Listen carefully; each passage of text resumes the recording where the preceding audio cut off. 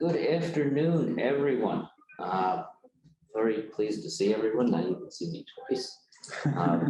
This is one of my favorite sessions because it has to do with one of my favorite topics, the legal structure.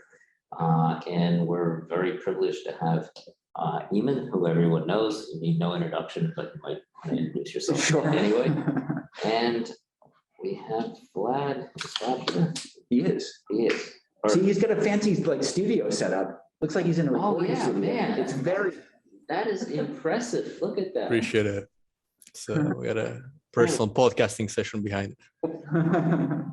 So we're not only going to have a legal perspective, we're going to have a counterpoint with an investor/legal perspective to kind of identify, okay, out of all of this, what difficulties have you seen? What do you really have to prepare for? You know, what's the down and dirty that you need to prepare? Before we get into that, though, I want to remind people that the applications are now open for the pitch competition. I want to encourage everybody to put in a 3-minute video. I remind folks that it's not really judged on polish or video skill. It is strictly judged on content. So if you even have the slightest inkling to pitch, even if you don't think you're ready, I would encourage you to pitch. I was just going over the fact that in my experience, some pitches that I thought were absolutely the worst possible. I mean, absolute complete failures, right? Actually hit the mark. And of course, other times when I thought I really aced it, it was nothing ever happened. So you never know.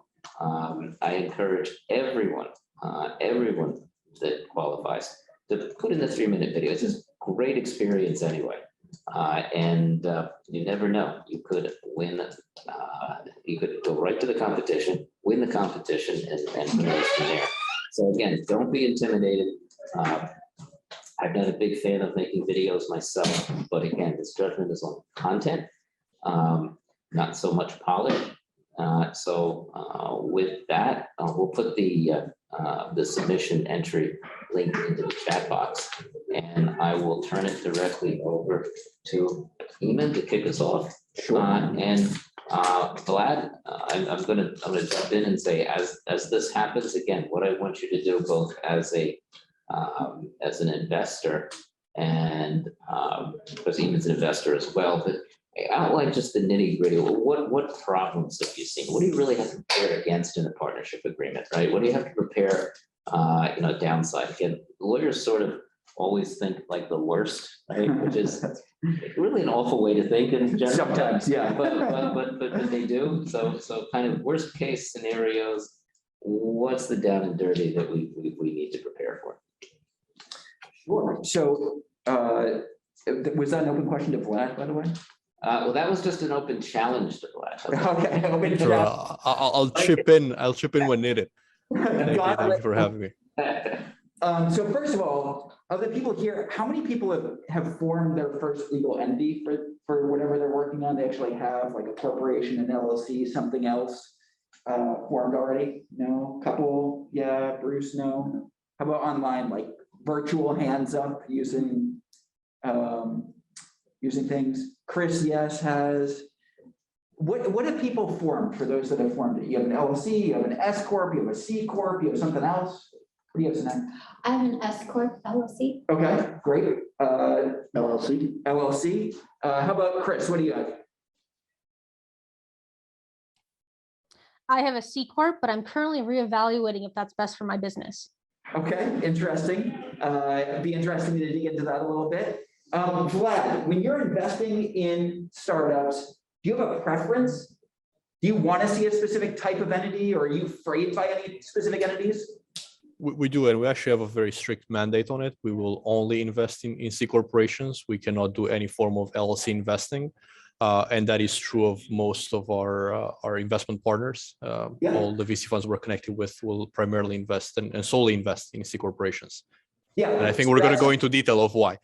Yeah, of course. And so, yeah, Bruce, question. A quick question to start. What level of investing do you do, Vlad? So get an idea of whether. Yeah, Vlad, is that investing through a fund? Is that investing individually? Is that both? Sure thing. The answer is both and not the fund. It's a syndicate. So we're a group of 660 angel investors and family offices from across the world. And we invest pre-seed all the way to Series B, although we've done some Series C and Series D financings before. And on the side, an angel investor, about 37 companies, myself as well.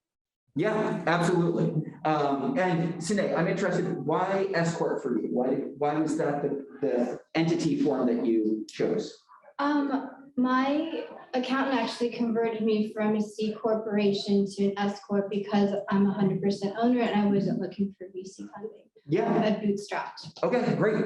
And do you foresee a situation where you take on partners or you do seek funding? Yeah, so I'm thinking of creating a second company and which would be more in the venture space. Yeah. So yeah, that's why I feel like I'm coming back as a beginner to like learn like what can I do differently in like this new venture. Yeah, absolutely. That's great.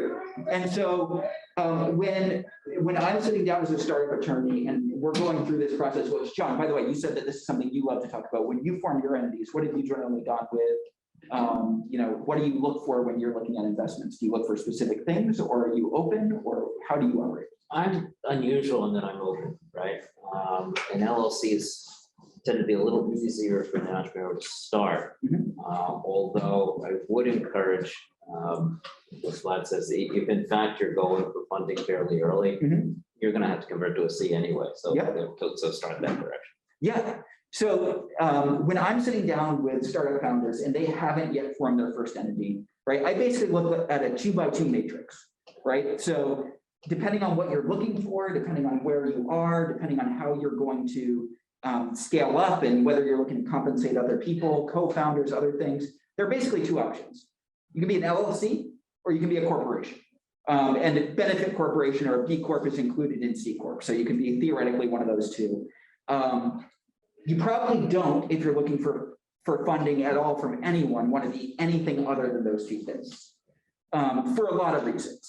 And so like today I was picking on you a little bit for S Corp, right? Like S Corp is really hard for a lot of reasons. It has a limitation on 100 shareholders. So if you go out and you want to incentivize a lot of employees, you're going to be capped at a certain point. Those shareholders have to be US citizens or green card holders, or they can't own equity in an S Corp. And you can only have one class of stock. And so if you want to have a voting stock and a non-voting stock, you can't do that with an S Corp. If you want to do different voting rights or preferred stock, things like that, you can't do that with an S Corp. And so usually if you want a pass-through entity, you'd go with LLC, although LLCs do not have to be pass-through. They just are generally set up as pass-through. And then if you want to be not a pass-through entity, you generally become C Corp or B Corp. And Vlad, you were mentioning that when you're looking to invest with your syndicates, you only go for C Corp. So you want to chime in quickly and tell people why that is? Sure thing. And one of the things goes to the pass-through aspect of LLC. And I know, you can treat the LLCs without being pass-through entities, but most LLCs are not, as you mentioned. And therefore, in the case, you do a year end and you have like income on your income statement that you want to be released to your partners via a K1, you have to file every year. That would actually come to us. And we would have to somehow recognize income at the end of the year for an investment where we're not expecting income to be, we want the income to be reinvested, and at the end, of the 6, 8, 10 years, get our money back. And that is not to say, you want to give that income back, but sometimes there's actually just pocket change left that has to be distributed, and that just creates a whole accounting mess for the investor that they're just not willing to take over. Yep, absolutely. And so, having an LLC as a pass-through, having to have an accountant that prepares those K1s, that sends them out, it becomes a bit of an administrative nightmare. Of course, they're never done on time, right? So everybody's trying to file their personal taxes and everybody's waiting on those K1s to come through. But if you're an investor, as John alluded to, that's already dealing with K1s, having other K1s usually isn't a problem. Some investors prefer that because when they're making investments, there's generally an understanding that you're not going to have profits for the foreseeable future. And so you just have additional losses to offset all the gains that you have with your other investments or your other businesses.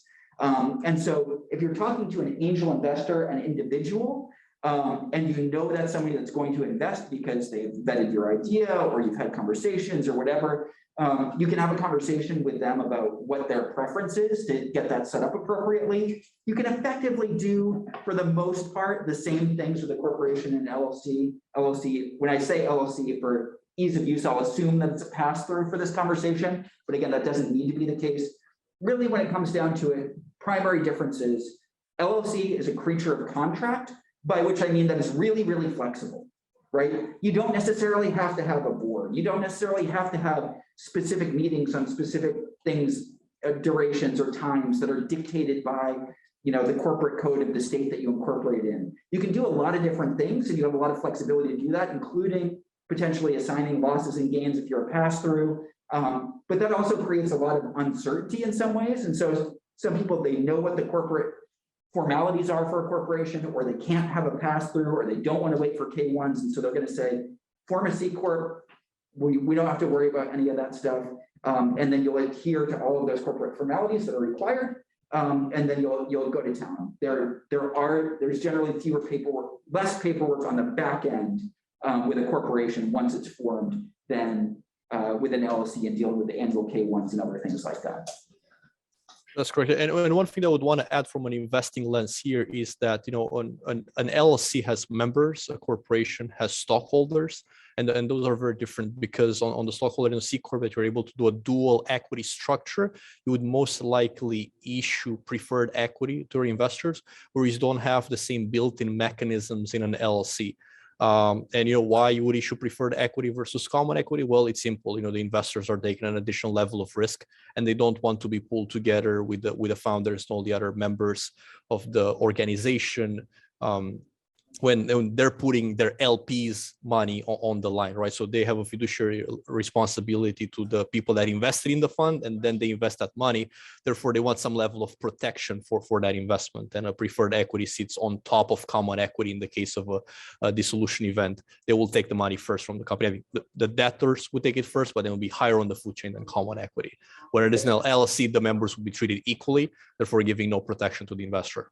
So I will add in some detail, which again, LLC being a creature of contract, you can create as many different levels of stock or membership units is the way that we would generally set them up, which would be the equivalent of a share of stock.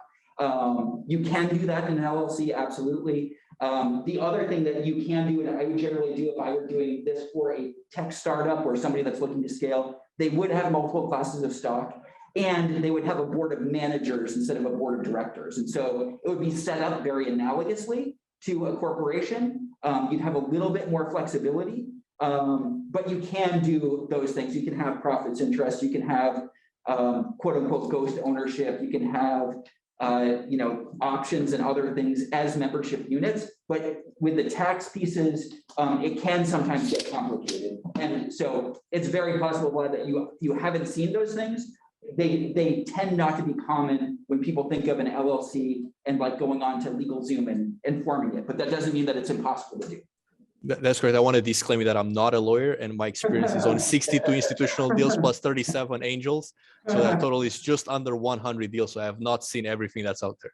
It's okay. When I was last in a legal conference for the legal clinic that I run with other legal clinicians, there was actually another law professor there that insisted to me that you couldn't have an LLC that was not a pass-through entity. And so I just needed to show them a Delaware corporate code, and I won that argument. But again, there are a lot of parameters of possibility that just aren't that common. So again, you got to know who you're investing in, who is investing in you, and then you can make some decisions about what entity you want to be based on some of that information and doing that diligence ahead of time with the people you're talking to. And so if you're talking to Vlad, you want to be a C Corp right from the start. If you're talking to John, you might have some flexibility in being an LLC or a C Corp. And so know whether you're going after institutional funding, what's required to obtain that, and then form accordingly. Now, it has become also much easier to convert from an LLC to a corporation. And so what frequently happens is if you're an LLC and you wind up talking to VCs and they make an investment, what'll happen is you'll convert from an LLC to a corporation at the time the deal is consummated, and everything will switch over. Again, if the LLC is set up appropriately, then that can be a relatively easy process. but will require new documents. And so, again, you just need to know what those things are, who you're talking to, and how you want to handle that as the founder. So that's some of the considerations. I'm going to pause there because there's a lot of info just embedded in that one piece, and see if there are any questions, comments, concerns. Just want to point out, like you just said, that there's nothing set in stone. You can always find the investor and switch from an LLC to a C Corp, just like you can switch from an S Corp to a C Corp, right? Absolutely true. Although I will say, if you want to go from a corporation to an LLC, much less common, much more difficult. You have to have a conversation with the IRS and explain why you're going to become a pass-through entity and all kinds of other things. So I don't recommend that. But yeah. Yeah, you had a question. So what was I gonna say? So when is it like wise to start the process of making it recognized as an LLC or a corporation? And like, is there a grace period where like you can still operate and do the services or products that you want to do without? Yeah, great question. If you don't want funding, yeah, I'm sure if you need funding, you need to be recognized. Absolutely. So does anybody know what you're a legal entity if you are doing work without the protection of a limited liability corporation or a corporation, you haven't filed anything? Does anybody know what that default setting is? Sole proprietor. Sole proprietor. That's what I was gonna, yeah. And if you have partners, you're a simple partner, a partnership, a general partnership, right? Which means that if you are signing contracts or doing other things and you don't have an entity, each one of those founders is jointly and severally liable. So you have a partner, they go out and sign a loan for the company for $100,000. Guess what? You're on the hook for that too, right? And so generally when you want to go and form that entity is when you're really amassing either a lot of assets, you've got a designed product, right? You want to start to go to market. You have a customer list that's getting really long and people are trying to make pre-orders and other things. Or you're amassing liabilities. You're taking on loans. You're contributing a lot of things, right? So you start to really amass either assets or liabilities. It's probably time to create that. Now, my general philosophy on particularly paying lawyers, and I only run a law clinic now, so nobody pays me for my legal time, but I did practice full-time as general counsel to startups full-time for about 4 years. I forgot to do an intro, John, but my philosophy on that is you don't pay for something unless you have to, right? Unless it really makes sense to do that. You don't go out and just say, here's $15,000 to apply to legal, let's go solve some problems, right? You gotta focus on building the business, right? And there are a lot of things to do that do not necessarily move your business along, but you can get done. And sometimes you can fool yourself into making you think you're building your business when you're not, right? Going out and finding an accountant is something you'll need to do at some point, but it doesn't actually help you refine your business model or get sales, right? Finding an attorney is something that you might want to do, right? But do it when you're actually getting together some assets or liabilities, and it makes sense to put out, a few $100s to a few $1,000s, depending on what you're doing and how you're going about it, right? It's a few $100s for the entity, and to form that, whether it's a corporation or an LLC, if you're going to do it in Delaware, you'll pay a couple of extra $100 a year, maybe $100 a year for a registered agent if you don't actually live there and have physical presence in the state. And so you're going to put out some money, and then you're going to put out additional money probably to customize all those documents that come along with it, right?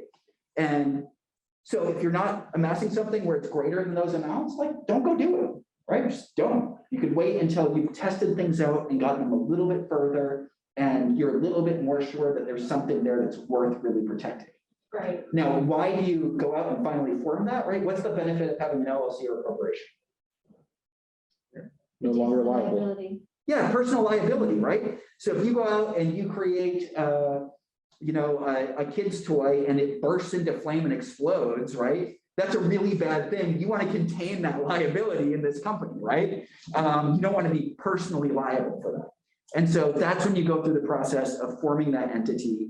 You compartmentalize all of that risk that you're taking and trying to revolutionize the way that children learn. And then you're gonna build out that corporation slowly but surely. But again, if you're playing around with ideas, if you haven't launched anything, if you're not imminently launching anything, if there's nothing really public, like you probably don't need to go out and pay the money to do that.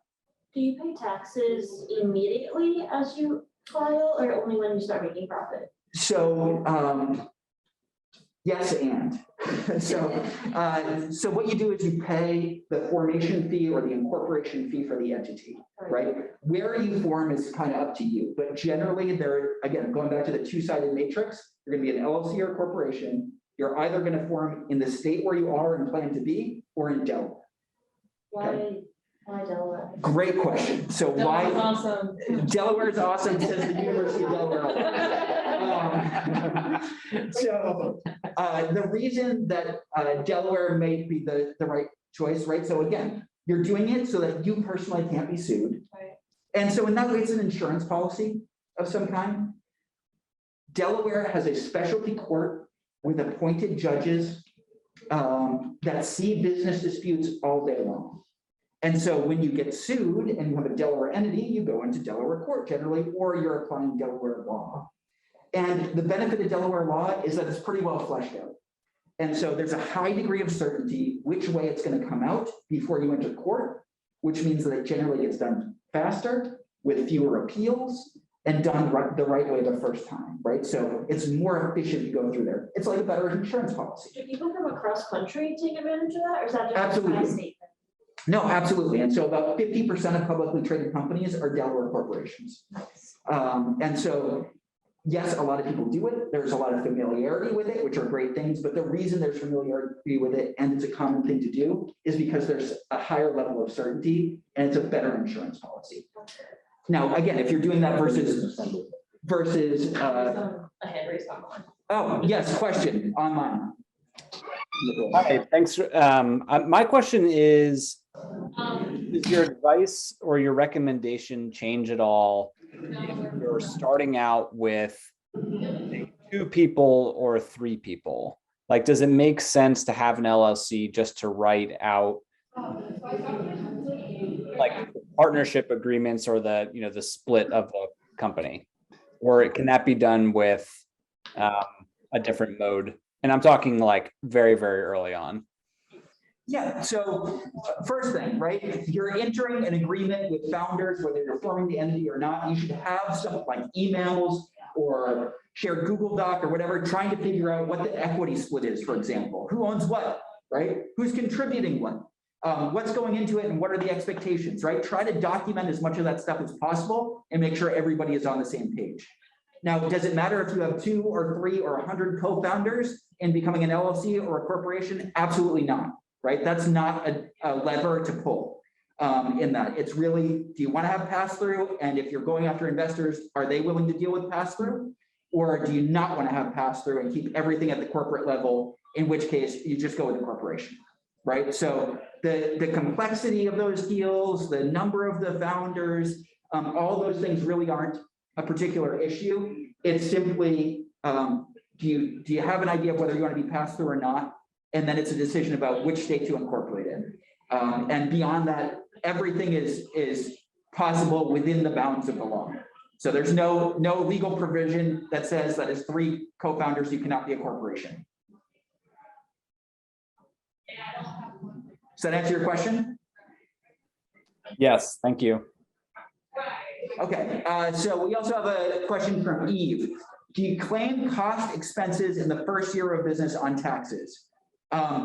Well, the answer is whether you have a legal entity or not, and you're contributing to a business, as long as you're setting up the accounting for that, you can use that, right? If you're sole proprietorship and you're knitting things and sending them off to people, right? You're going to count the cost of the yarn as a business expense when you're making it. You're going to count the cost of shipping to get that product to somebody.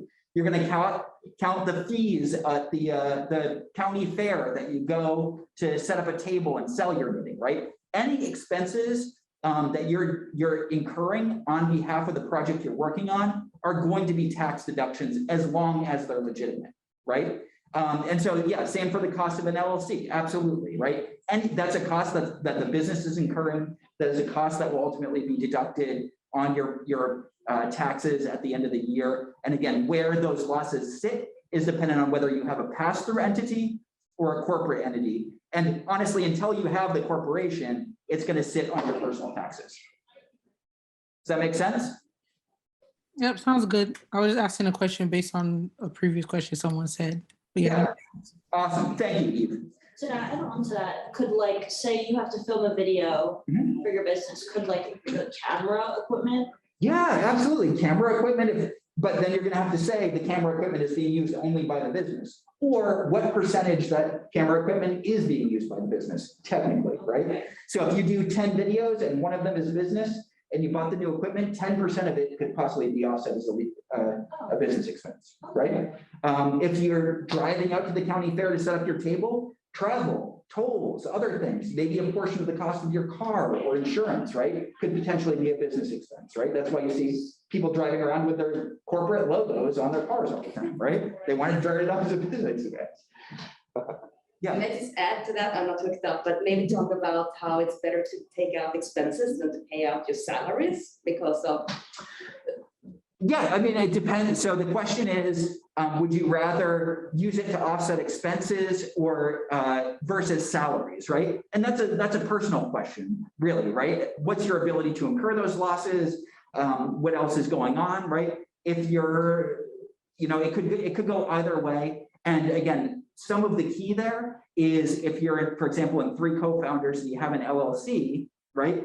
The 3 co-founders are going to have to be treated relatively similarly. In other words, if you're paying salary to one, you should probably be paying salary to the other 2, or it's going to have effects with the accounting and their basis in their ownership and all kinds of other things, right? So you need a good accountant. Right. But yeah, whether to pay out a salary or not may or may not be contingent on any of those expenses or other things.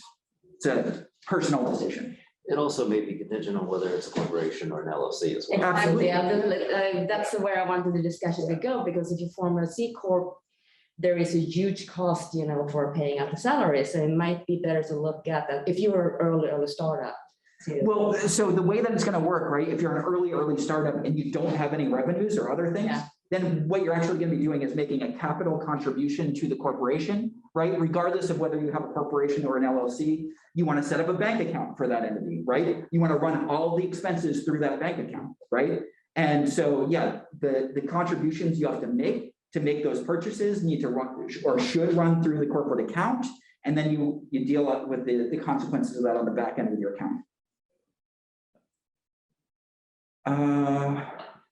A quick question for an LLC, if you're doing a non-pass-through LLC, does that mean you don't have to do all the K1 stuff?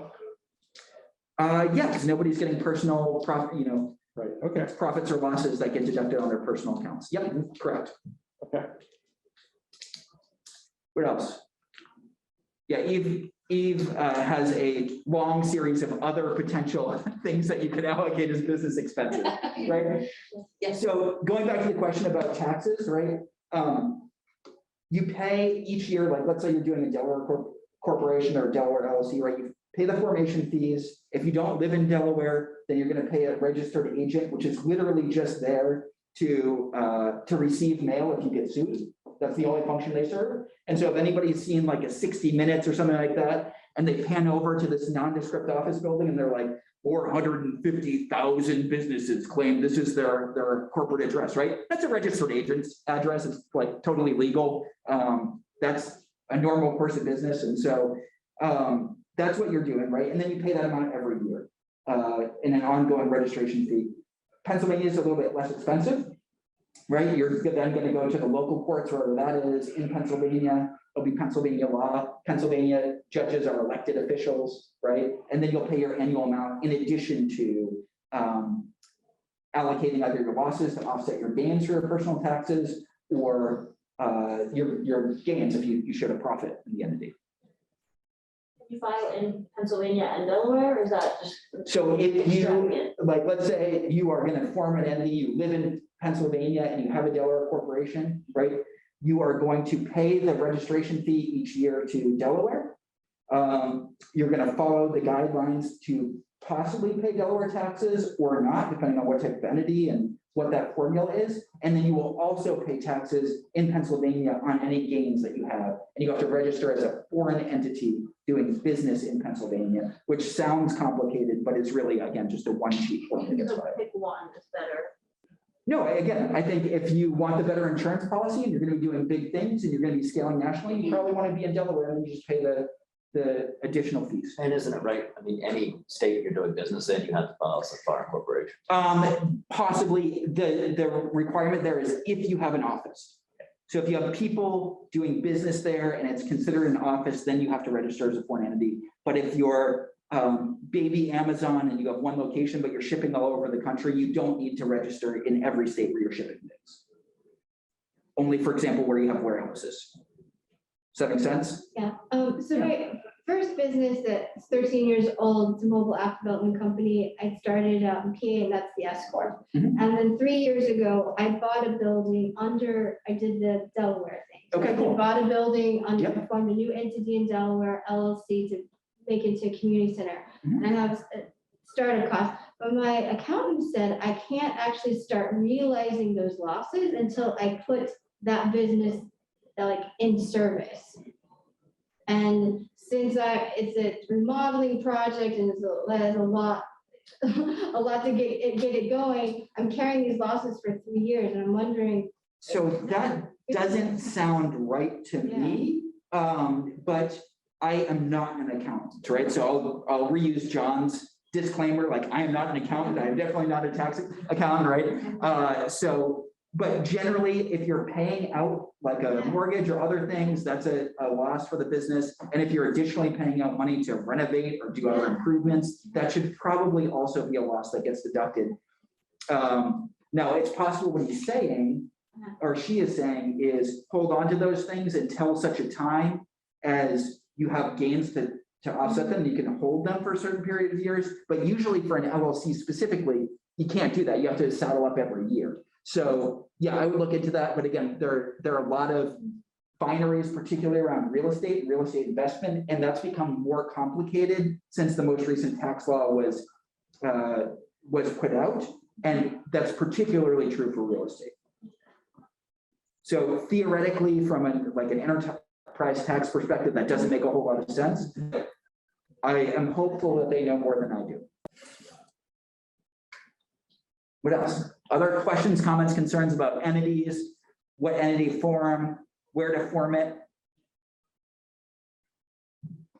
What's the process of like making a US corporation international from the US? Like what do I have to do here? Yeah, so great question. So it depends. So it depends on a lot of things, right? And it depends on, again, it probably depends on whether you're going to have an office in a foreign country or not, right? If you're going to have an office in a foreign country, you probably want to have a local entity, right? And the process for doing that in every country is going to be a little bit different, right? Just like in every state. In the US, any state, basically you fill out this one-page form, you send it in, it's formed the same day, right?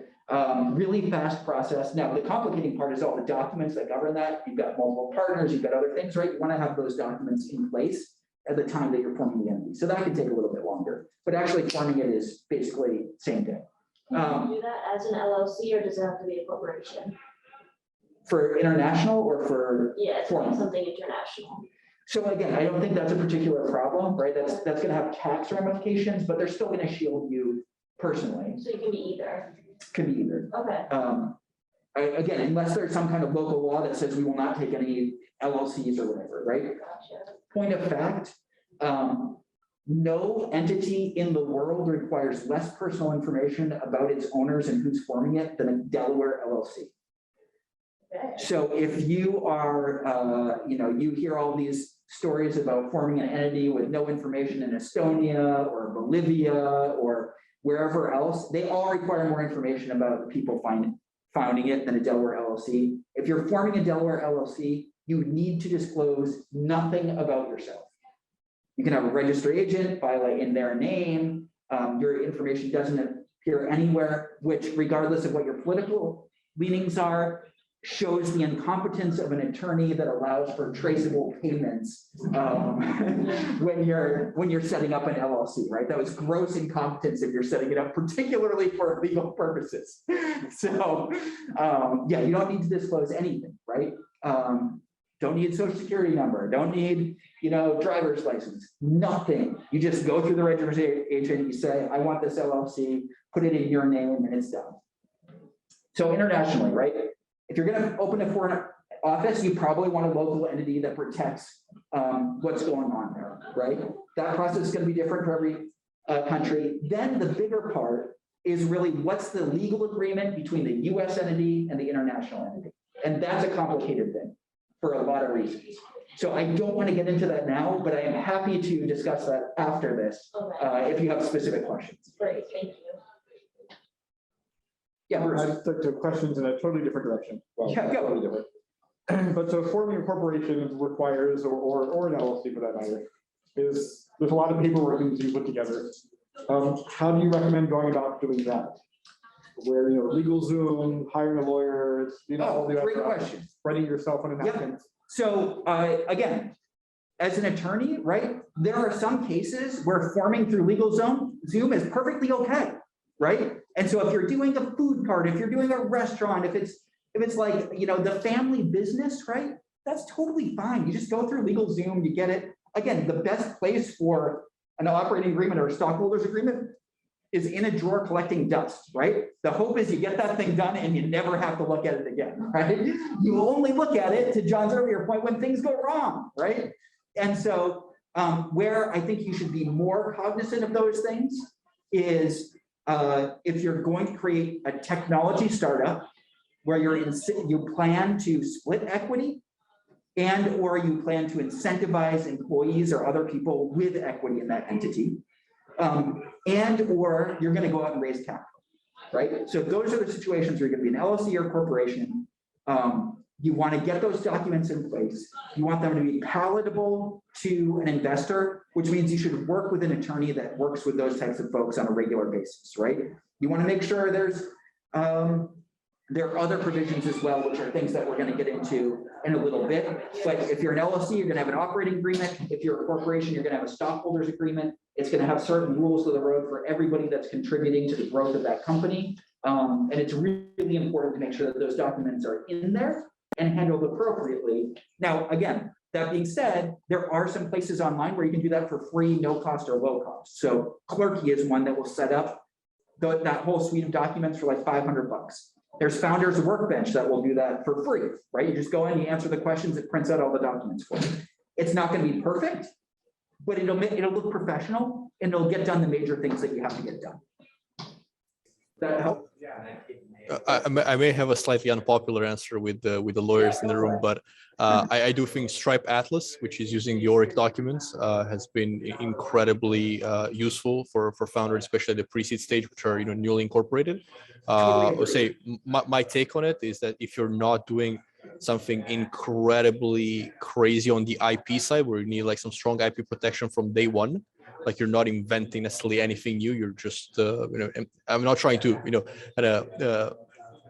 take down business ideas, but like another software company, another CRM, another ERP system, another something else. Usually a C Corp in Delaware through Stripe Atlas would do you just fine. And if there needs to be modification later stage, like a Series A, when you start receiving like specific patents for your software or other businesses or other parts, or you're thinking of acquiring other companies, doing M&A, or are interested in opening a subsidiary overseas, at that point you may need like very strong legal help to help you with that. But for the earlier stages, and given the fact almost 80% of startups fail in the pre-seed and seed stage, the $500 for the Stripe Atlas could do you good. Yeah. Again, not legal advice. No, but I would absolutely agree with that, right? So I would absolutely put Stripe Atlas in there with Clerky, in there with Founders Workbench, in there with Cooley Go. There are a bunch of these things that will get you the majority of the way there, will look professional, will clear due diligence, which is exactly what you want to do, and set up those initial mechanisms so that you can get those things in place, right? So again, it's not going to be perfect. Not everything is going to be completely customized for the way that you want it, but it's reasonably malleable within the parameters of those questionnaires and will get you where you need to be. So it's a great stop point. Totally agree, Vlad. Thank you. I'll go further with that. So for how important is to get those sorts of agreements exactly right at the start?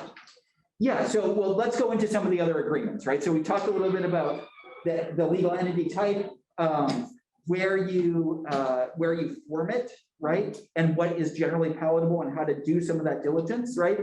Now let's go into the next step, right? Which is, let's say you do have 3 founders, right? You're gonna have multiple founders, so you need to get documents in place, right? The things you need to think about are like, what happens if one of you gets hit by a bus? Kind of morbid, but true, right? That person's no longer contributing actively to the business. Do they leave with some of that equity? All of the equity that you originally agreed, right? Maybe, maybe not. What happens if one of you wins the lottery and is sipping drinks on the beach in Mali, right? What happens then? Do you still want to be carrying the weight for that person or not, right?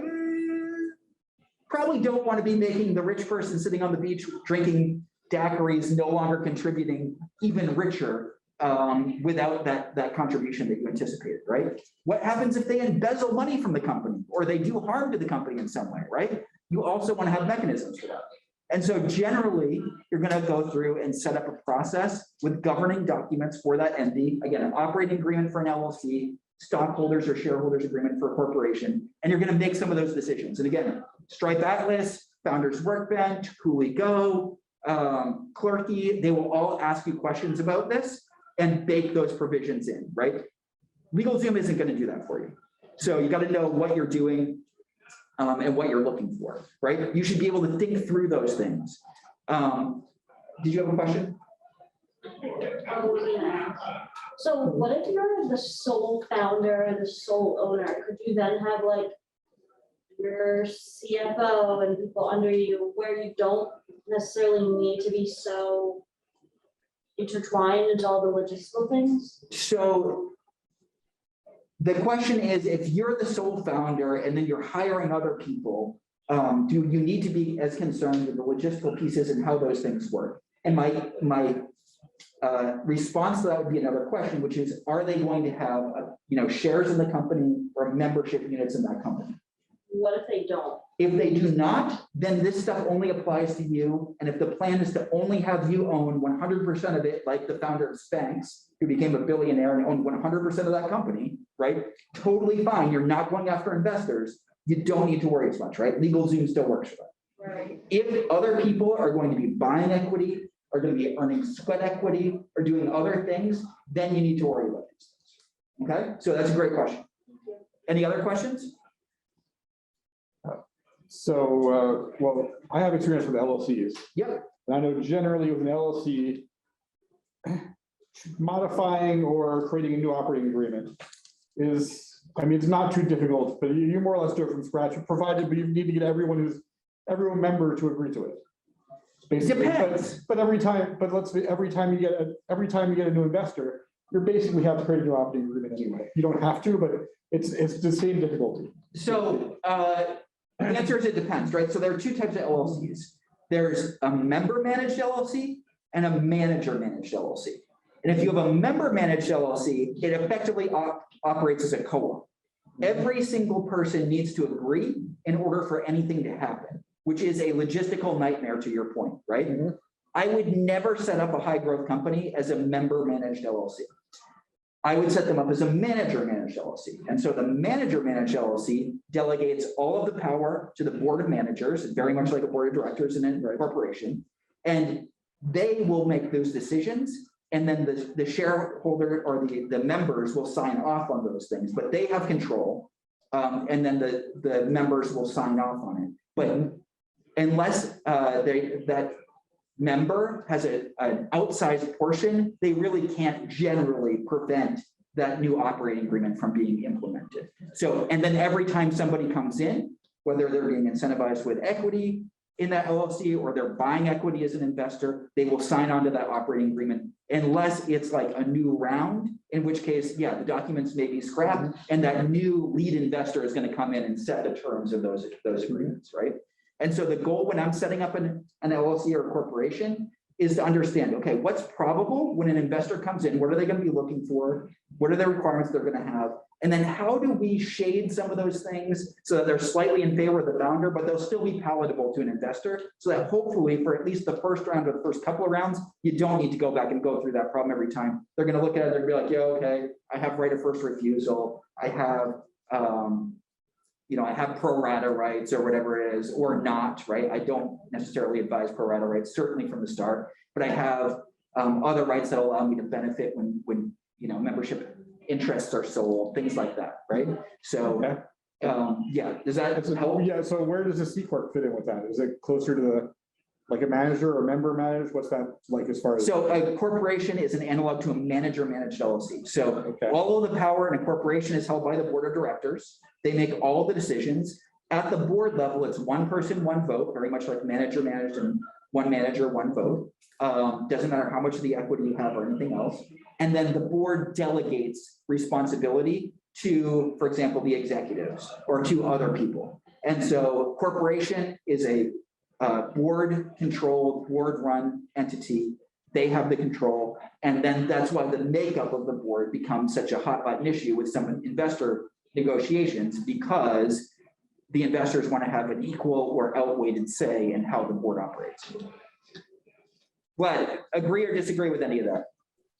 Well, actually, I have a question, since John invited me to maybe offer a different point of view. Why are you advising against the Parata Rights early stage? Very curious, because I'm holding the complete opposite viewpoint there. Of course you are. You're the investor. The investor always wants pro rata rights, right? And so for clarity, right, pro rata rights, let's say the entity, Bruce has a group of people, they own 2/3 of the company. Vlad comes in, an investor, and buys 1/3 of the company. And then Bruce goes out and Uncle Moneybags is going to give him some money so he can go out and buy his Ferrari. And he's going to buy some of that equity to do it. Vlad wants the ability to sell some of his shares every time Uncle Moneybags comes in and tries to buy Bruce's things. Or conversely, if they go out to search for new investors, Vlad first wants the ability to invest at that round so he can maintain his 33% interest or 1/3 interest in that company, right? So that's the pro rata right. It's the ability to maintain your percentage interest.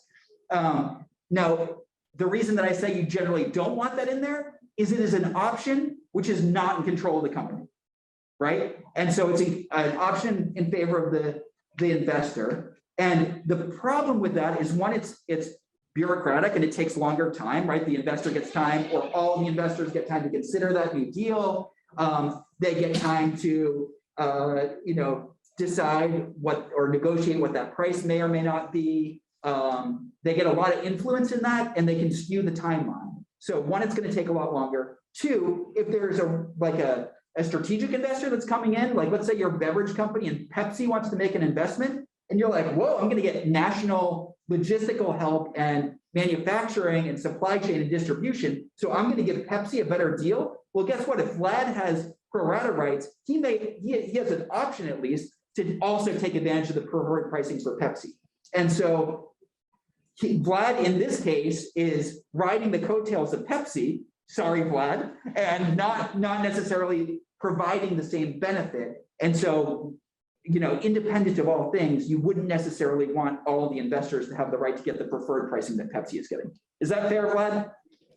Well, I'll have to say no, because I do hold a different point of view. But that's why I like both of them in the same right. sense. And here's my rationale for it.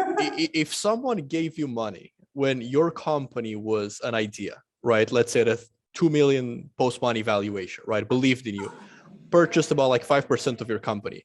And then you're raising, your seed, higher valuation, your Series A from like quote unquote the big guys, right? I think pro rata rights are the fair thing to do to actually incentivize the early stage investors to stick with you for the long term, because they were there and they believed in your company when a lot of the big guys didn't.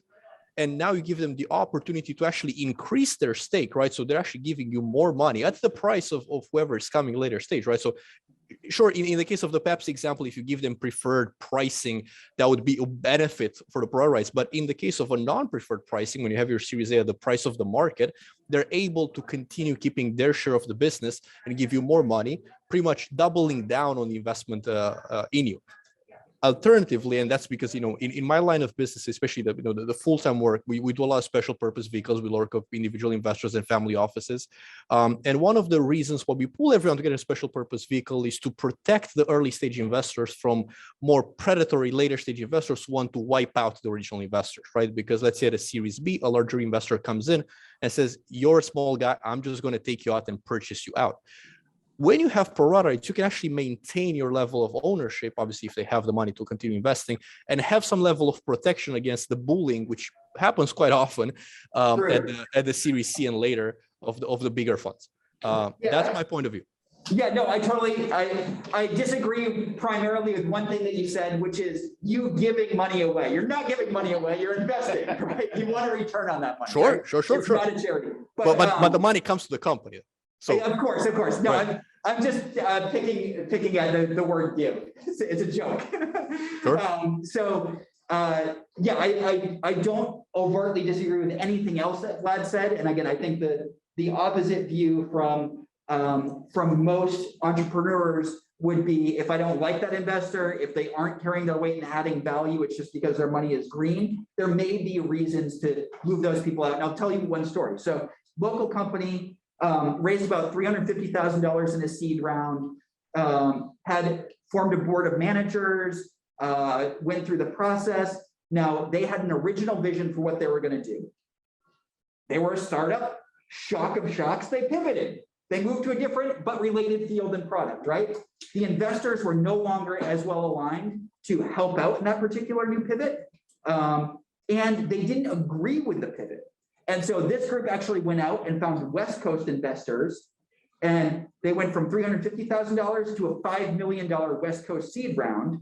And the first thing that they did was buy out all of those East Coast investors and abolish the board. They were like, we're West Coast, we don't care, $5 million is nothing to us. You run the company, it's your vision. If you need to pivot, you do what you need to do, but we're not gonna drag our feet dealing with these people that didn't want to deal with the new pivot. They've since raised another $10 million, they're doing great.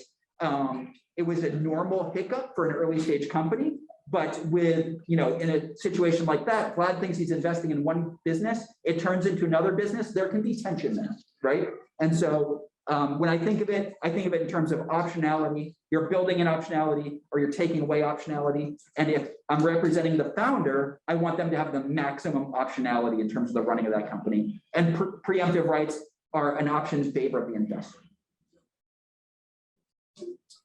Agreed. And I think the punchline there is that investing is like a marriage. So if you didn't get married very fast, don't get investment very fast. It's a long-term game, and trust your investors the way they trust you as well. Don't enter into these types of agreements with people you wouldn't do business with, or you wouldn't go, to a beer with, because those are folks that will have a legal claim in your business, and you want to make sure they're the right folks around. Yeah, and again, nobody's crystal ball is perfect, and so they may be the right person or feel like the right person at the right time, the right group at the right time, and things change. Life happens. So it doesn't mean that anybody was in the wrong. Things just changed, and that's okay. That happens all the time. Does that sufficiently answer your question, Bruce? I think we went up on a fairly long tangent on that one. I think that was all quite instructional. Yeah. Okay. Good. Great. Good discussion. Okay, so you're going to get all these documents in place managing the actual entity, right? Depending on whether you're an LLC or a corporation, right? There are also going to be other things involved, right? So the primary other document that gets ensconced into the history of founders is a founders agreement.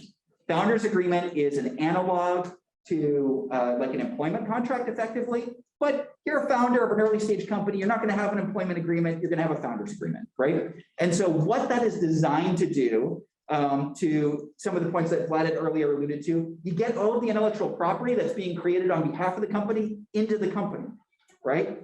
You may have protective covenants for certain things. You might have a non-compete agreement. You might have a non-solicitation agreement, either for customers or for employees, right? So you can't go off and create a competing business. You can't go off and steal a whole team of people to work on a different company. You can't go off and steal the list of customers and start selling things to them, right? Those may or may not be included. Obviously, I think investors prefer to see all of those things if possible. Sometimes founders agree with that. Sometimes they do not, right? A founders agreement acts a little bit as additional two-way insurance, both for the founders to get everything that needs to be in there from everybody, and to protect other people. If something happens, something goes wrong, other life happens among the founders themselves, right? That marriage goes wrong. Something happens, it's no longer okay, and one of them needs to leave, right? Or multiple of them need to leave, or something goes wrong. The other thing that generally happens in a founders agreement is what's called a vesting agreement. Has everybody heard of vesting? Yes, no, kinda. Cassandra's giving me a thumbs up. If you own a company, you like that.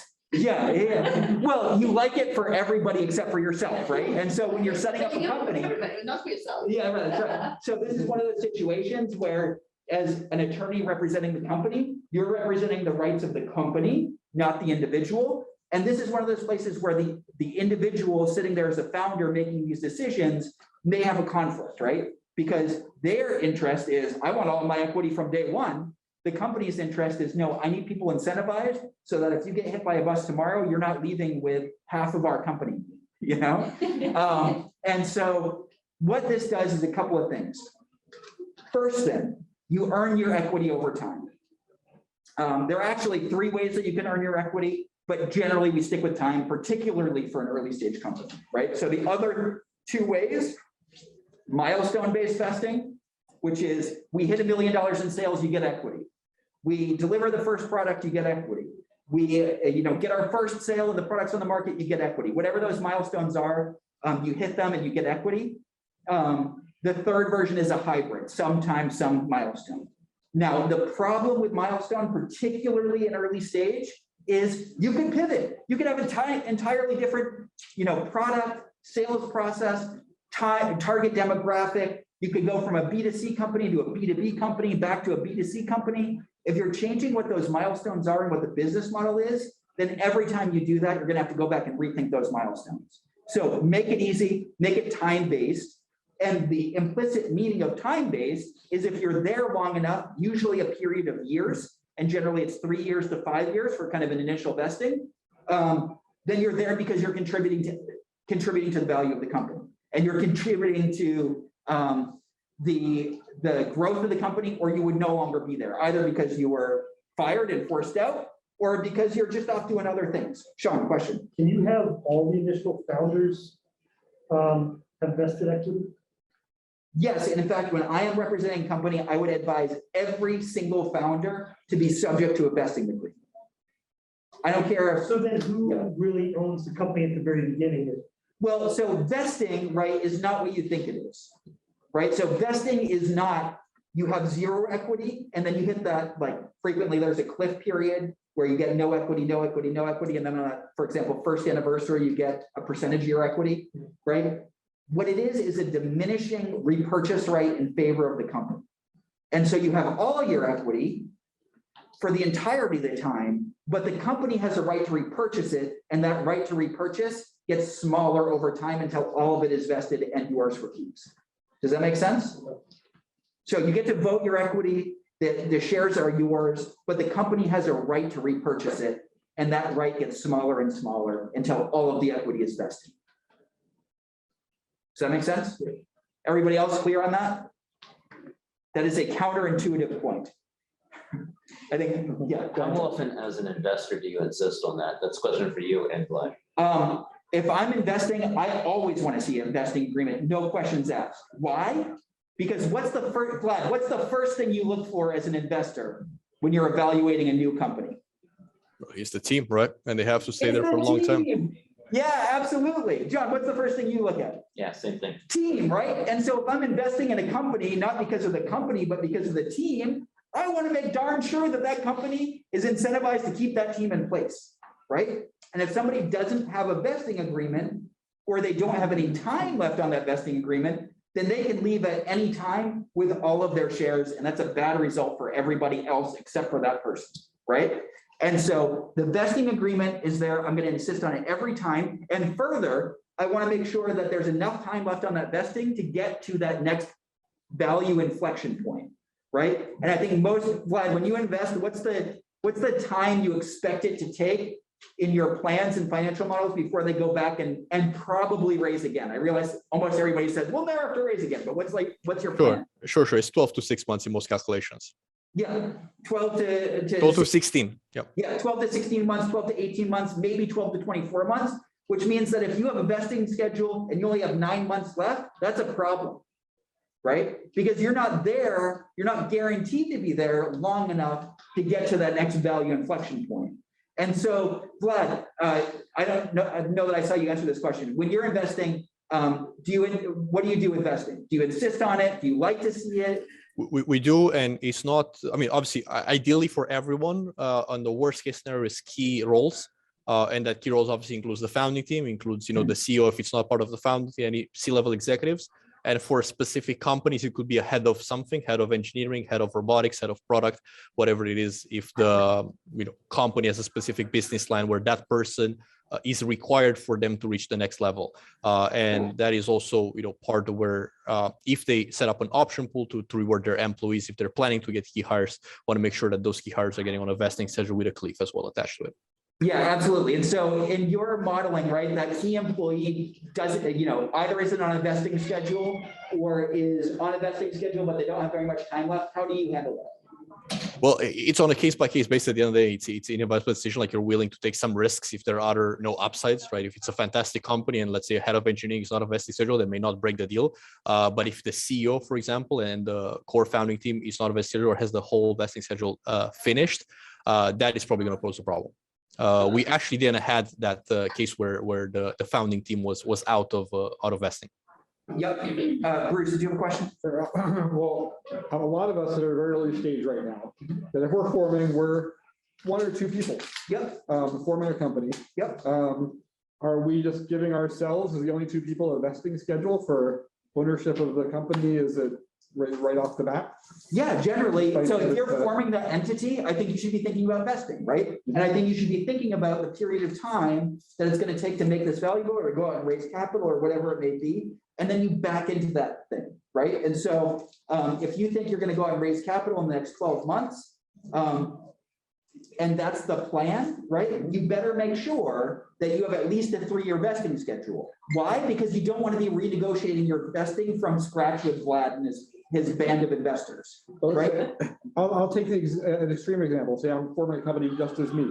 Yeah. So I decide to invest my ownership of the stake of the company over the next 4 years. Yeah.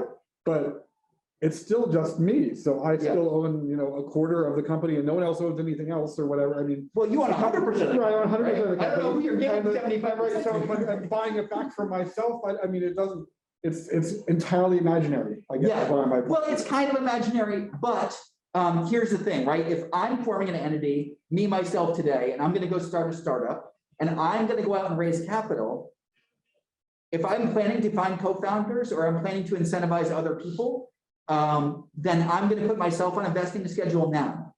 Why? Because everybody else, I'm going to insist on a vesting schedule, and the company is probably nothing without me.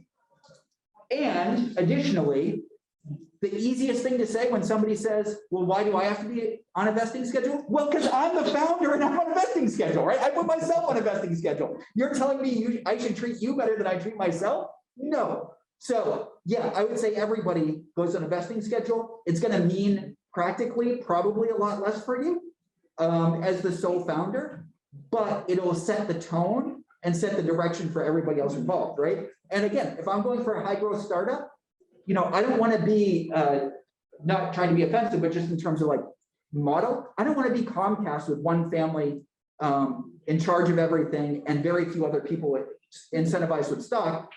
I want to be maybe a Facebook where, yes, it's still one founders, but when Facebook went public, it created 1,000 millionaires with just equity options, right? With Microsoft, also extremely wealthy founder or founders, created 10,000 millionaires when they went public with stock options, right? And so I don't want to just change life for me. I want to change life for a lot of people and for the entirety of an ecosystem. And the way to do that is to incentivize people with equity.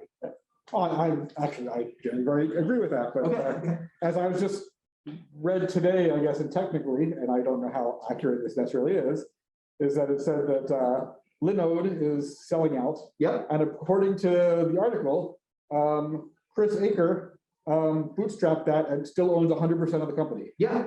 To which I'm going to ask if that's true, and I don't know for certain that's true. That's what it is. Is incentivizing employees as important as I was imagining it would be to buy with equity, or can you get by without that? That's not a legal question, though. That's a philosophical question, right? And so the reasonable minds can disagree, right? I think most people that are thinking of incentivizing equity, one of the reasons that they incentivize with equity is because they cannot pay, at least at the start, market rates for salaries. And so if you have a cash cow that's churning out money immediately, you may be able to pay market rates for salaries and choose not to incentivize with equity, right? If I'm starting a startup as Eamon and I want to go out and raise capital, I want to make as many freaking millionaires as I can, and therefore I want to incentivize people with equity. But again, the founder of Spanx, huge company, thousands of employees, own 100% of that company, just sold it off for billions of dollars. She was the only founder, right? She happened to, I think she gave like first-class airfare tickets and like a $1,000 bonus to everybody at the company that was an employee, right? Which is great, not necessary. But she chose not to incentivize anybody with equity. So reasonable minds can disagree. Yeah. What is your opinion on back merging with a public company to bring your company public? So you're referring to SPACs or reverse triangular mergers? Yeah, like if you have a penny stocks, right, it's a shell company, and then you buy up the shell company, back merge into the company and go public, as opposed to having an IPO. I'm agnostic as to whether that's a great idea or not, right?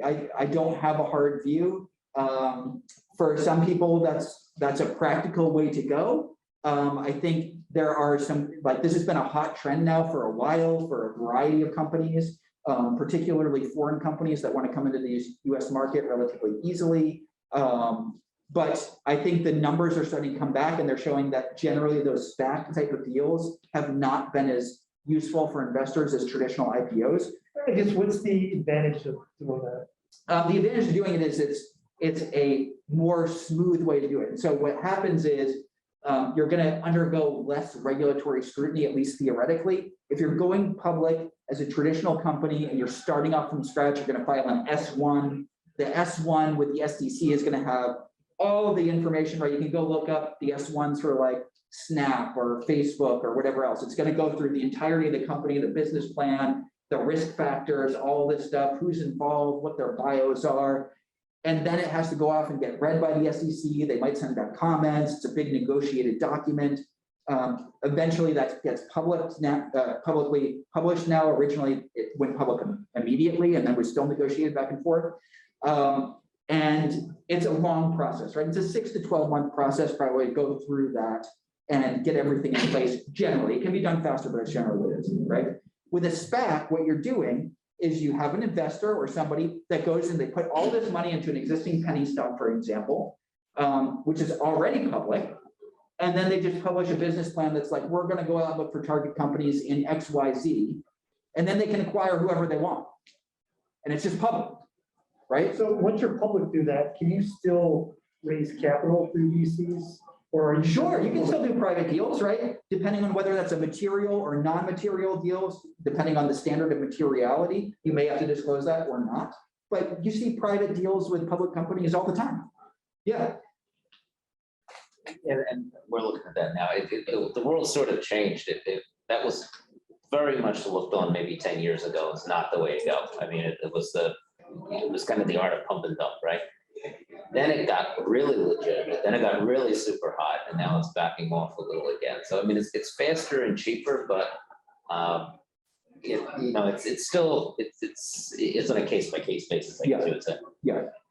I have a follow-up question about this diminishing repurchase rights by the company. So say that the company is started by 3 people, 1 leaves before there's a valuation for the company. Yep. How are they repurchased? Like at what price? So the repurchase price is what it says in the vesting agreement for what they paid for it.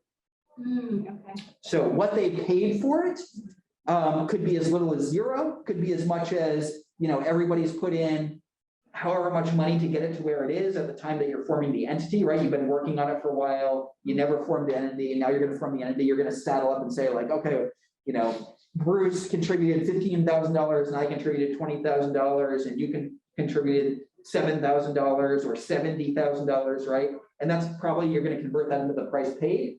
And then you have to have a return of capital on the percentage that is subject to that repurchase rate. So for your vesting schedule, you've been there for 2 years, you're like, I'm out, you contributed 70 grand, right? The company to get those stocks back from you is gonna have to pay 35,000 and you get to keep probably the rest, or at least it needs to be paid fair market value for it. Does that make sense? Yeah. That's a fair amount of information. Yeah. I just had a quick question about the equity that you guys were talking about before. Yep. So not in terms of actual employees, right? But say you're looking for some sort of advisory board. Yep. Right? Some sort of compensation for time given, right?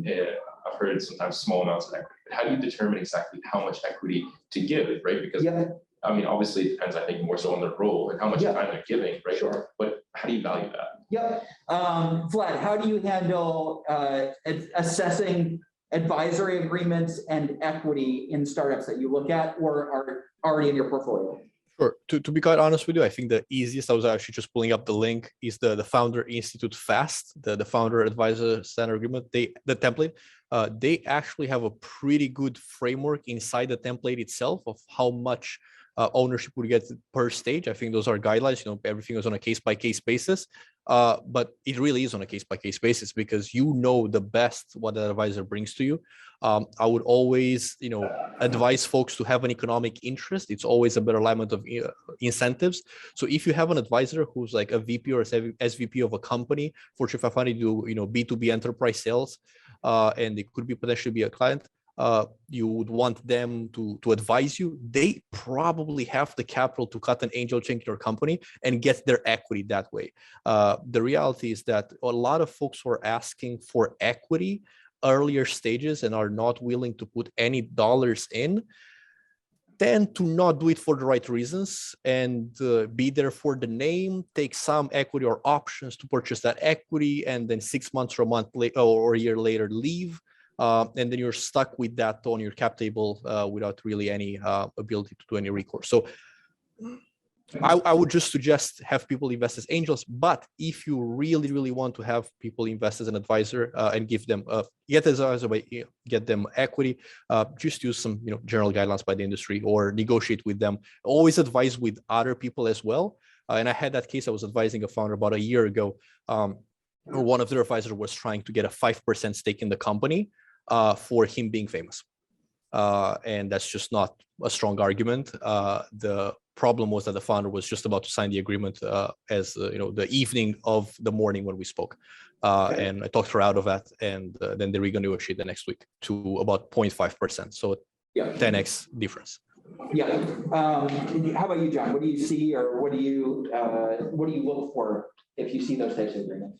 Again, I think Vlad is right. It's on a case-by-case basis because there are some advisors that are so integral and so inside the business. And I also agree with Vlad that some of them vote with their money. Yeah, most of these folks have enough to cut a check, and even it's amazing. Even a small check grabs a lot of attention, right? Versus zero. So it does depend. I've seen as high as 5%, and I've seen as low as 0.5%. And again, some of it's a guess to the value of it'll be to the business. Sometimes you're surprised, you never really know. Right. But that cutting of the check, like I said, even if it's a relatively small amount, it's amazing what that does to concentrate an advisor's interest in that business. Yeah, and so speaking from the legal perspective, first of all, totally recommend the FAST agreement from Founders Institute. I think what I observe now, and last year I worked with about 115 startups as through the incubator, through the commercialization programs here at the Science Center. What we tend to see is that most advisors are there to solve a specific problem. And when they'll help you solve that specific problem, and then there's a high degree of spoilage for that particular advisor. And what that usually looks like is like a 30 to 90 day type of relationship to solve that problem, get over that hump and move on. Most people, right, are not actually going to be there and continue to provide value over an extended period of time.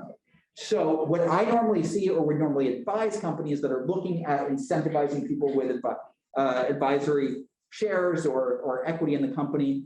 Number one, totally agree with both points from Vlad and John.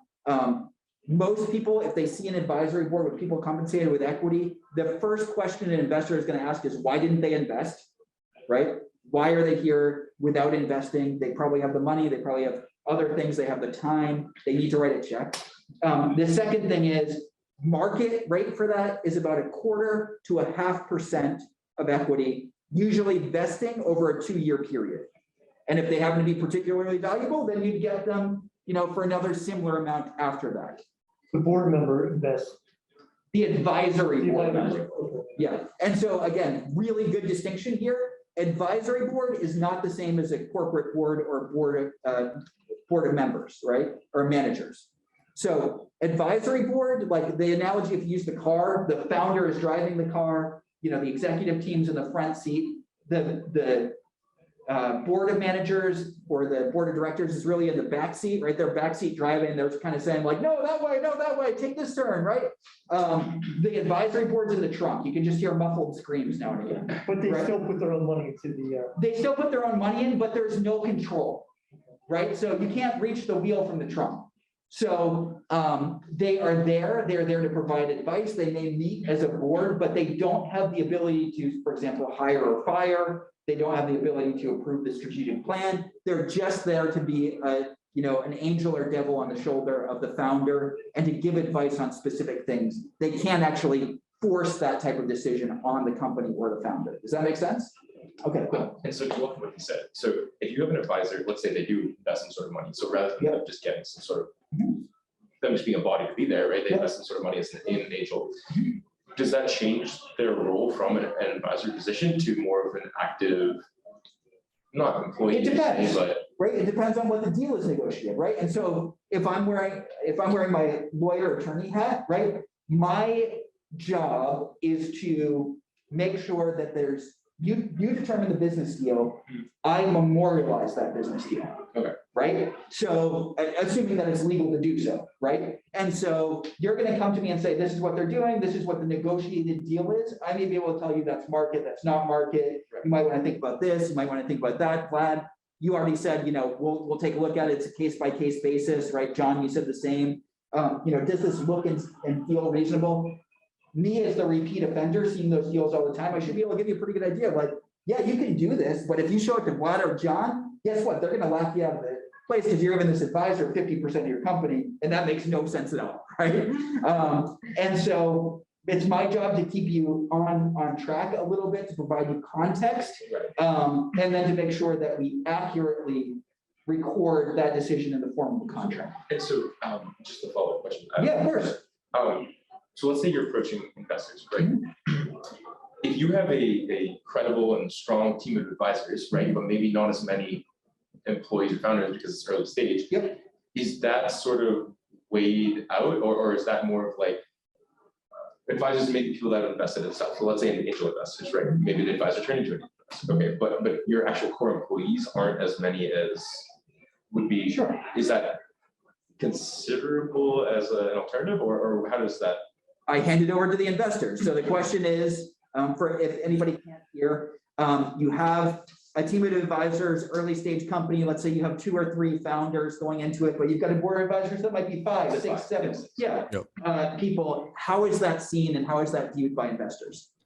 My take is on if the advisor slide in the deck is larger than the team slide in the deck, I'm going to ask a lot of questions because the advisors are not going to show up there at 8 a.m. in the morning and leave the office at 2 a.m. because, you got to put this business on hold unless it's something incredibly technical and very early. We had only one of those situations in 62 deals that we've done on institutional level, which it was a 5-time founder. This was his 5th startup. Out of the 4, 3 of them were exits, combined with a former C-level executive of Wall Street. Just getting started, no employees, no anything, with a board of advisors, stellar in the fintech space. They were just asking for like $10 million to get started. That was a very special case. But for a normal startup where you don't have the backing, advisors are not going to make up for the team because they're not going to work the same the team was going to work. And in the beginning, you're probably going to offer them a very similar option package for very not similar amount of work. Does that answer your question? Yes. John, yeah. And I've got to add two things on your point. Advisors usually are there to solve a problem. And the easiest conversation is the first one you have. So if you lay it all out, this is what I need you for. This is what, because I've been on both sides, I've been an advisor and had advisors. And the clearer that mission is, the easier the relationship is. And you can figure out that, and the dollar amount isn't so much for an investment, it's just to get attention, right? And in a lot of cases, people pay more attention if they have dollars at stake. It's not really an investment. But the clearer you can make that mission statement with that advisor, right, the better. Because if they can help you, they're going to jump in. And if they can't, they might back off a little bit. But it's much better to know that, before they're in the tent. Right, okay, thank you. Other questions? Yeah, John. So what happens if you have a public company, it's a penny stock, there's really no assets in the company at all? The only thing the company has is the IP, the patent? Yep. You own a majority of the shares, but you want to take the company private. Like, how do you do that? Do you have to buy up all those shares, and what if people don't buy up some of the shares? Yeah, so that's going to depend on what exchange they're listed on, what the listing requirements are. Like the pink sheets, Say, on the pink sheets? well, again, it depends on if you're on the Chicago Stock Exchange or the Philadelphia Stock Exchange. Are you NASDAQ? Are you NYSE? Are you somewhere else, right? So each. What if it's delisted? What? What if it's delisted? Again, it depends on why it's delisted, what the requirements are. There are all kinds of different things. It's very variable. And so there are going to be specific requirements based on the exchange, based on the specific company involved, what's happened to it. So you see companies delisted for good and bad reasons all the time. You see them go public and then private and then public again. Just because they go private doesn't necessarily mean that they, the company that bought them bought all of the shares, right? You could own stock in a privately held company. It's just much more difficult to sell those shares. You can't sell it over the exchange in the same way. So whether it is listed, where it is listed, and what the requirements of that listing are will help to dictate those things. If it's delisted, then it's not listed anywhere and it's already not public. Does that make sense? Kind of. Okay, I'll take kind of. There was a question missed before, which online about from Ebony. I'll just bring this up since we've been dominating the conversation here. What are the benefits of holding parent companies for small businesses? Holding/parent companies for small businesses? Well, so you can make legal structures as complex or as simple as you want, right? So the reason to have multiple entities would be they have variable assets, variable liabilities, such that you want to split them. And so I think the easiest example here would be, and Ebony, I'm sorry, I don't think, did you send us a private message or is it just typed in the chat? I think it's in the chat. Okay, I apologize, Ebony. So the easiest example is you've got, like, let's say you have a block of row homes, right? Well, each one of those row homes is probably going to have a different renter if you're going to rent it out. Each one of them is going to have a different set of risks. Different people could have different pets, could have, one of them loves candles and one of them's a smoker and one of them, likes to stick 17 extension cords into each other and wire them all over the house, right? Those all may be fire risks that might put those 3 units at risk. And so you might want to drop each one of those properties into a different legal entity, because then it compartmentalizes the assets and the liabilities of that particular unit, right? And so you should have a legal reason, which is usually looking at the differences in assets or the liabilities for each of those things. You see something like now Alphabet, formerly Google, right? They've got all those different businesses. Each one of them is a different business unit or legal entity, but it all ladders up to the stock price of Alphabet. Even though, YouTube's a different entity, Google search is a different entity, each one is in a different thing. They got their battery project and their, autonomous car project, and they're all separate entities. So there can be reasons to do that, but you should have a reason for doing it, not just making it complex and paying more fees because you can. Does that help, Ebony, or do you have a follow-up question to that? Yes, that's helpful. I was asking because I have two small businesses that are similar in nature, but I've spoken to a couple of people previously, business advisors, who thought that it might be most beneficial for me to have a parent holding company set up for those two small businesses. And was just curious about, like what's more beneficial about that structure as opposed to just keeping the two businesses separate. Yeah, so again, great question, thank you. Again, the analysis that I would go through in thinking about that is, one, are they businesses that make enough that it makes it worth it to create that legal entity and go through that process and pay that expense and continue to pay that expense?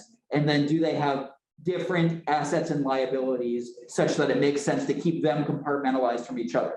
If both of those things are yes, then absolutely go through that process. If there's not a reason to do that, you can keep them in the same entity rather than, having one as a sole proprietorship and doing other things. And then when and if it gets more complex, or they both start generating revenue to do that, then you can split them off at a later time. Okay, thank you. And one small add-on that I would add there is related to the owners of it. Think through who would be the right investors for that. It would be the same investors for both entities, different investors for each entity. Would you want the investor to invest in the holding company or in the individual ones, and the holding company to retain a part of it? Right, because the moment you have an organization that holds multiple organizations, investors can come with different layers. What we do, we always go to the holding company. We never made any investment in a subsidiary. And that is primarily because if there's the same management of the holding company, they could move assets from one to another and pretty much liquidate our investment and just move all the capital somewhere else. They wouldn't have any form of legal protection for that. So that's another consideration to have, which is like, what are the investors investing in if they are investing in something? All right, so real quick summary and then any last questions. So if you're going to form an entity, wait until you have enough assets or liabilities that it makes sense to be out, at least a few $100 every year. Once you've formed it, look around the table. Who's involved with this project? Who do you want to incentivize? Who gets equity in that entity? When you form it, it should be one of four things. It should either be a corporation in Delaware or where you are, or it should be an LLC in Delaware or where you are. And frequently that can be dictated by whether you're going to go look for investors, and if so, what they're interested in investing in. Once you've done that, you're going to form the documents that go in to manage those things. And you need to be thinking about specifically what happens when people that are providing services for sweat equity depart the company, and how complex do you want that to be? Do you want to have a penalty if somebody is embezzling or doing harm? Do you want to have the absolute right as the company to repurchase equity when that service stops, regardless of whether that individual wants them to or not? How do you value that equity? These are all important things. How do you pay back whatever that purchase price is? For a startup, probably not a lump sum at the time of closing, right? And then you want to have a founder's agreement in place. You want to have everybody on vesting schedules, and you want to do other things like assign all the IP into the company, potentially have protective covenants, and get those things in place so that it's attractive to investors, and it's set up in a way that allows you to incentivize everybody properly to continue to contribute to the company while it continues to grow value. Remember, when you're doing that, the average company to go from founding to exit, if they go a VC path and are successful, is at least 7 to 10 years. So if you do a 4 or 5-year vesting schedule, which isn't uncommon, you know that you're probably going to have other equity at some point that is subject to vesting. You're going to get topped up, or you are going to make that equity subject to vesting for longer periods of time at some point. And the other thing that I really want to emphasize is dilution is not a bad word, right? You are diluting yourself to give something of value to somebody that is going to provide value in return, whether that's an investor providing actual green money, or an employee or other person that's going to grow the value of that company over time. So when you're getting diluted, you're creating a bigger pie that is worth more money, but you have a smaller portion of that pie. And the goal is to make the overall portion of your pie as valuable as possible. Perfect, great summary. Any last words, Vlad? This has been great. I sit back and learn. Hopefully nobody's asleep. There are a lot of cameras off. Sure. I don't know if I have any parting words, but I really appreciate Eamon brought up the idea of dilution. Very, very important concept. Don't be afraid of partners. Don't be afraid of investors. Choose them wisely, but allow them to be part of your journey and allow them to bring the right capital and expertise on the table to help you grow. Because a big slice of a small pie is always worse than a small slice of a very, very big pie. And venture scales rapidly, and you need the right partners at the right stages to get that scale. And I guess if you ever want to chat about angel investing or getting angels on board, always happy to chat later on. Just let me know. Perfect, excellent. I thank you, Eamon, for doing double duty because you're like Thank you, John. above and beyond the call. And Vlad, thank you. I think you're going to be one of the judges for the pitch competition. So my closing thing will say, please, everyone apply for the pitch competition, right? It will be a good exercise. All you have to do is the 3-minute video. Again, it's judged on content, not polish, not video skills. Let's start getting them in there. It'll be fun. Again, Can you drop the link in, Emily? Thank you, John. Thanks, Vlad. Very good. Thanks, everyone.